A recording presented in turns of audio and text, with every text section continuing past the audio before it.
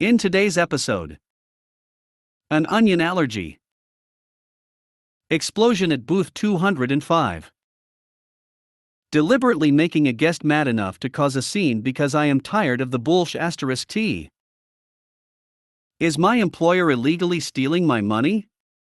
I just found out they might be doing something illegal. VA. Before we get started, make sure to subscribe so you will never miss a video. So let's get started. An onion allergy. Received an Uber Eats order tonight stating no green onions or onions. Onion allergy. Their order had 2 items, a house salad and a miso ramen. Now, we take allergies very seriously. We're a Japanese restaurant and of course have people who come in with deathly shrimp allergies, apparently looking to play Russian roulette with their sushi. Any good restaurant should. Whenever people say no X/ please leave out X, I immediately ask if it is an allergy / dietary restriction / etc. to ensure we can honor it appropriately. We've gotten vegetarians who've accidentally eaten our ramen, not veggie friendly, because another waitress just thought no chicken was fine and didn't warrant any further questions. Anyways. Onions. There's onions in a lot of our foods. Our dressing is practically half onion. Can't take onion out of it. I checked the ranch, the only other dressing we have onion. Sigh. The ramen also has onions and green onions. We can take those off, so I attempt to call the customer and it goes straight to voicemail. I leave a message and ask they please call back. Meanwhile, the order timer is ticking and is already assigned to a driver. I went to check with my boss that the base of the ramen didn't also have onions, and he confirmed it didn't. But then he paused and said that the sauce, the chicken, is cooked and has onion in it. So now basically this whole guy's order is worthless because it's all got onions in it. Boss says just cancel the order. We don't do this often, but we don't want to risk it. There's no way to do this order without basically sending him just noodles with a few small veggies and broth, and a plain salad which we knew he wouldn't want. I go to the tablet and, no way to cancel it. Oh. Takes a few minutes, but I contact customer support and they cancel the order. 2 seconds later, bing. New order. Same guy. Same order, minus the salad. And no allergy note. I stood there holding the order slip for a moment before confirming with my boss. Cancel? Cancel. Knowing that they told us about the allergy, I couldn't in good faith send out an order now with onions just because they resubmitted the order without the notes. I tried calling the customer again. Still straight to voicemail. Same message. Left another note for him. No response. What would you have done? Would you have fulfilled the second order without the allergy note even with knowing it was the same person, and they'd alerted you to an allergy earlier? Or would you have cancelled it like I did? I feel like if he'd called us we could have talked it out. Maybe it wasn't an allergy but a preference. But I didn't feel right with the word allergy on the order, sending out basically a potential bomb to this person, and we could be held liable for it. Explosion at booth 205. This is a fond memory I have working as a server, bartender, and manager. 20 years ago I worked for a restaurant that was located inside of a mall. Back then we were hopping. It was fantastic, times were good, money was incredible, and I loved the restaurant and all of the staff. We were a team made from the best of luck and 10 of us are still friends from there to this day. Anyways, we had many regulars that came in different days and nights of the week. 2 of these regulars, I'll call them Bob and Penny, walked the mall every weekend for hours, but on Friday evenings, after finishing their walk, they'd come eat with us. The couple was nice enough, but the more they came, and the more we engaged with them, the more needier they became. They started requesting a 6-top booth by the bar during our busy Friday evening rush. They sat for hours eating only salad and drinking water. They wanted specialties from the kitchen and didn't want to pay. They had to go, but how? One Friday evening they were in their usual spot, booth 205, sucking the life force out of the bartender and anyone else that stopped to chat with them. Penny asked the host, who was just passing by their booth, for warmed eggs for her salad instead of cold eggs. The host, being a young, high schooler host, goes to inquire to another host up front about Penny's request. The second host, who had dual roles as a prep cook and was a major pothead, says he knows how to remedy the guest request and tells the first host to follow him. Into the walk-in cooler they go, where second host pulls 3 hard-boiled eggs out of the bag and puts them on a plate, takes them to a microwave and warms them for 30 seconds, then hands off the plate to the first host to take back to Penny. First host walks by and slides the plate off onto the table as he keeps on walking, cause now the door is backed up because 2 of 3 hosts have not been seating tables. Penny yells to the host thanks as he's walking to the door. First and second host have both sat tables and are walking back to door on separate sides of the restaurant when it sounds like a missile and hail of gunfire is going off at the bar. Penny had sliced into one of the eggs and it exploded everywhere, including her face. The entire restaurant was silent and looking at her. She was outraged and thought both the host had done this on purpose. She wanted them fired. Guess what, good people of service, no firing happened and no sightings of Bob or Penny ever occurred after. Deliberately making a guest mad enough to cause a scene because I am tired of the bullsh *T. Longtime lurker, first time poster. Censored any language because I was not sure if it was allowed. This happened before Christmas, and I regret nothing.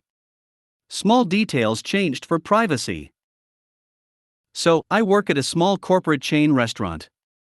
I have been working here for almost 7 years, and I have a pretty good relationship with management. I keep my head down, do my work, and keep my temper under control usually. This past holiday season we have been pretty busy, as well as extremely short-staffed, just like every other place in this industry.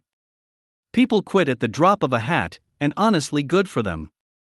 Service industry workers should not have to put up with getting *T on daily. We have lost a lot of good workers from this, as well as the general lack of spine and support from most of management.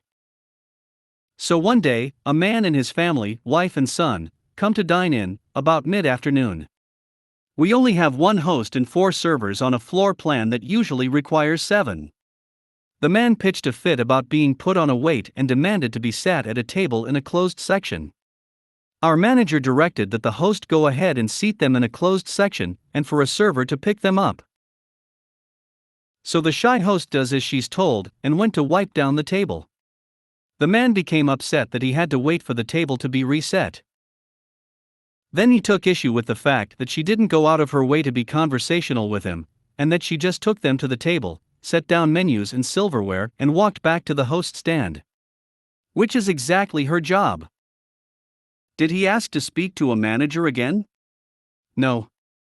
Instead he cusses her out multiple times, and walks back and forth past the host stand to antagonize her, and call her a BTCH for being rude, having an attitude, and being SHT at her job.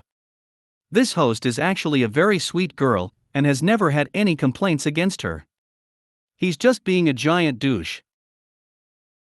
After she becomes visibly upset, he sneers at her and says, "Happy holidays, get the *CK over it." The host doesn't even feel like management would support her, so she says nothing to anyone about it. But one of my tables heard this man's abuse and told me about it. So I talked to my manager about how upset my tables are at hearing this abusive language directed at the staff. Apparently the lady at my table also works service industry. So I tell the manager, and he promises to take care of it. And what do you know, 5 minutes later, this table is still there and ordering entrees.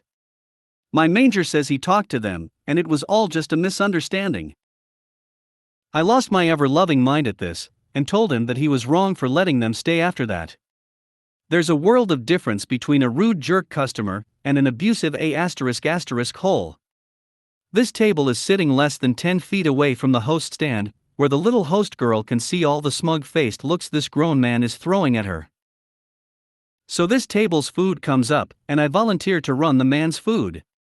As I set it down, I looked him dead in the eyes with a sickly sweet smile on my face, and the best bless your heart tone I've ever pulled off and said happy holidays. Enjoy. Then I walk off. He immediately springs up, red in the face, and pissed the F***ck off.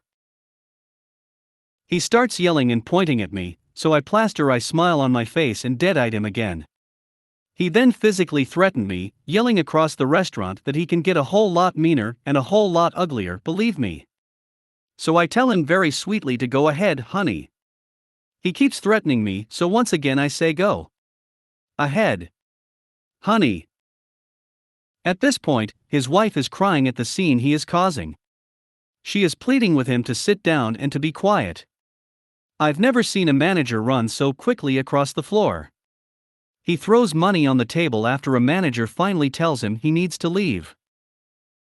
Afterwards, I walk into the manager's office and asked what the process is for a write-up, and if I need to collect my things and clock out. I never once thought that my actions would not have consequences, and I was prepared to face the music. Instead, the manager tells me that while he appreciates what I did on a personal level, that is my manager, WTF? So he tells me to get out of the office and away from him before I piss him off again. I came back in the next day not knowing what to expect or if I even had a job, but all I got was jokes from management about being a bouncer. And honestly, even if I did get fired, I'd still have no regrets. I am just so tired of me and my coworkers being expected to take abuse like that. It's too much for anyone, and if management had taken appropriate action to begin with, the whole scene could have been avoided. Is my employer illegally stealing my money? I just found out they might be doing something illegal. VA. Hey there. I work at a family restaurant where the workers are taken advantage of in multiple ways. I just read on Google about something that made me furious.